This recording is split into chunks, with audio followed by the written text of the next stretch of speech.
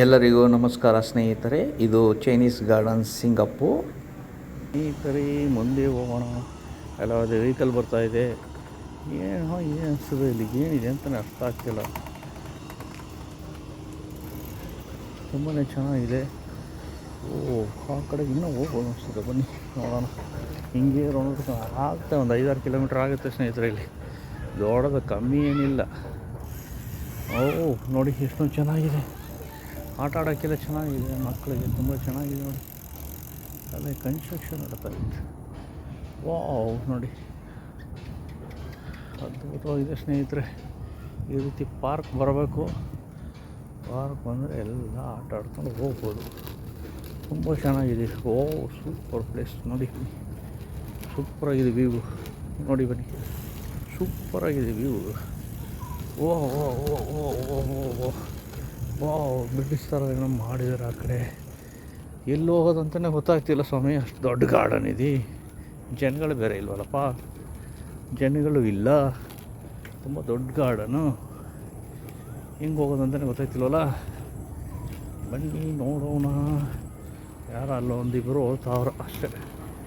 ಹಿಂಗೆ ಸುತ್ಕೊಂಡು ಹೋಗೋರು ಟೈಮ್ ಆಗ್ತೇನಪ್ಪ ಗೊತ್ತಿಲ್ವಲ್ಲಪ್ಪ ಸ್ವಾಮಿ. ಎಲ್ಲಿಗೆ ಹೋಗೋದು, ಹೆಂಗೆ ಹೋಗೋದು ಅಂತಲೇ ಗೊತ್ತಾಗಿಲ್ವಲ್ಲ ಈಗ.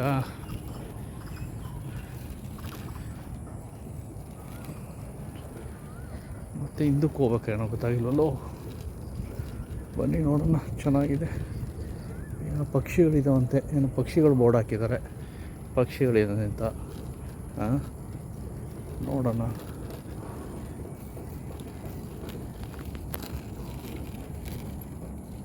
ಸುತ್ಕೊಂಡು ಬರ್ಬೋದು ಅನಿಸ್ತದೆ. ನೋಡೋಣ ಬನ್ನಿ.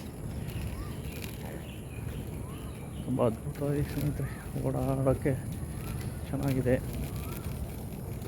ಪ್ರತಿನಿತ್ಯ ಬಂದರೆ ಟೈಮ್ ಪಾಸ್ ಮಾಡಿಕೊಂಡು ಪೀಸ್ಫುಲ್ಲಾಗಿ ಹೋಗ್ಬೋದು. ಏನು ಸ್ಟ್ರೆಸ್ ಇದ್ದರೂ ಮರ್ತಕೊಂಡು ಹೋಗ್ಬೋದು ಸ್ನೇಹಿತರೆ. ಪ್ರತಿಯೊಬ್ಬರು ಕಷ್ಟ ಇರುತ್ತೆ. ಕಷ್ಟನ ಮರೆಯೋಕ್ಕೆ ಪರಿಸರನ ಅನುಸರಿಸ್ಬೇಕು ಅಂತಾರೆ. ಪರಿಸರನೇ ಒಂದು ಮದ್ದು. ಪರಿಸರನ ನೀವು ಅಡಾಪ್ಟ್ ಮಾಡಿಕೊಂಡ್ರೆ ಅದೇ ಒಂದು ರೀತಿ ಮದ್ದು ಥರ ಕೆಲಸ ಮಾಡುತ್ತೆ ನಿಮಗೆ ಅಷ್ಟೇ. ಮದ್ದು ತಗೊಳ್ಳೋಕ್ಕಿಂತ ಮದ್ದು ಥರ ಅದೇ ಕೆಲಸ ಮಾಡಿಕೊಡುತ್ತೆ. ನೋಡಿ, ಅಂಕಲ್ ಕೂಡ ಸೈಕಲಲ್ಲಿ ವಾಕ್ ಮಾಡ್ತಾರೆ. ಬನ್ನಿ.